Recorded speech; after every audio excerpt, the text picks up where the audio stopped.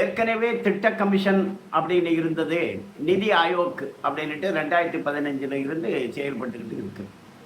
பிரதமருடைய தலைமையில் அனைத்து மாநில முதல்வர்களும் யூனியன் பிரதேசத்தினுடைய முதல்வர்களும் எல்லோருமா குழுமி எந்தெந்த மாநிலத்துக்கு மாதிரியான திட்டங்கள் எப்படி செயல்படுத்தணும், என்ன செய்யணும் அப்படிங்கிற மாதிரி திட்டம் போடக்கூடிய ஒரு நிதி ஆயோக் கூட்டம்.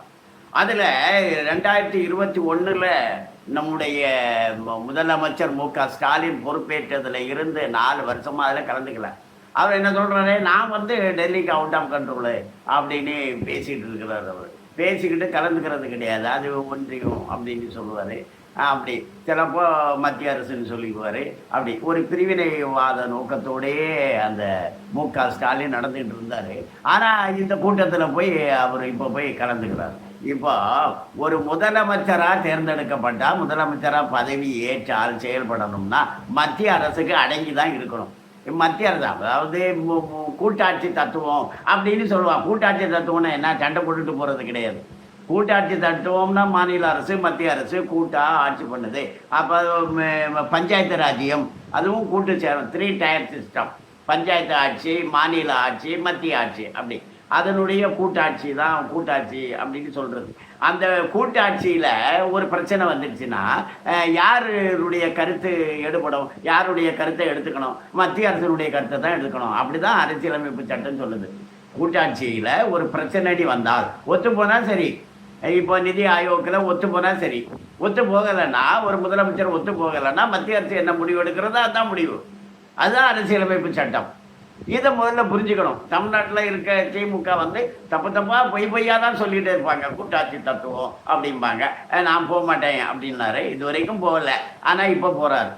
அடங்கி ஒடுங்கி தான் இருந்து ஆகணும் மாநில அரசு மத்திய அரசுக்கு. மத்திய அரசு தான் அரசு தலைமை. இந்திய அரசியலமைப்பு சட்டத்தை கையாளக்கூடியது மத்திய அரசு தான். ஆமாம், மத்திய அரசினுடைய பார்வையில் தான் மாநில அரசுகள் இருக்கணும், கட்டுப்பாட்டில் தான் மாநில அரசுகள் இருக்கணும் அப்படிங்கிறத இப்போ இவர் 4 வருஷமாக போகாமல் இருந்துட்டு இப்போ போகிறாரு பாருங்க. நிதி ஆயோக் கூட்டத்துக்கு இப்போ போகிறாரு பாருங்க. இது அதை உணர்த்துது. அது இல்லாமல் இப்போ நேற்றைய செய்தி என்னன்னா, ஒரு 41 தமிழகத்தில் இருக்கக்கூடிய மருத்துவமனைகளை மேம்படுத்துறதுக்காக 116 கோடியே 55 லட்சத்தை ஒதுக்கி இருக்காங்க. இப்போ பசுமை மின்சாரம், அதாவது சூரிய வழி மின்சாரம், அதாவது சூரியன்ல இருந்து மின்சாரத்தை நம்ம எடுக்கிறது அப்படிங்கிற பசுமை மின்சார வழி, பசுமை வழி மின்சாரம்.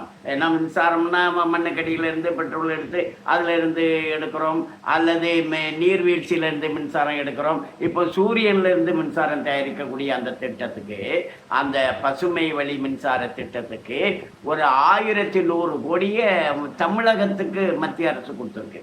ஏற்கனவே ஒரு 1006 கோடி கொடுத்துருக்காங்க. இது 3வது திட்டம். முதல் திட்டத்தில் ஏற்கனவே ஒரு 1000 கோடி, ஒரு 1006 கோடி, 1100 கோடி இது இப்போ வந்திருக்கிற செய்தி கொடுத்துருக்கிறது. அதே போல் மருத்துவமனைகள் 41 மருத்துவமனைகள் தமிழகத்தில் மேம்படுத்துறதுக்காக 116 கோடியே 55 லட்சம் கொடுத்துருக்கோம். இப்படி மத்திய அரசு தான் நிதி கொடுக்குது. அதில் பாதிக்கு பாதி கமிஷன் சம்பாதிச்சு வெளிநாட்டில் பதுக்கிறது தான் இந்த மாநில திமுக அரசு பண்ணிட்டு இருக்கு. இதை மக்கள் புரிஞ்சுக்கணும். மத்திய அரசு தான் வலுவான ஆளுங்கட்சி. ஒரு மாநிலத்தில் அது ஆளுங்கட்சியாக இல்லாமல் இருக்கலாம், ஆனால் மத்திய அரசு தான் ஆளுங்கட்சி. மாநில அரசு மத்திய அரசின் கீழ் செயல்படக்கூடிய ஒரு அமைப்பு தான். வணக்கம்.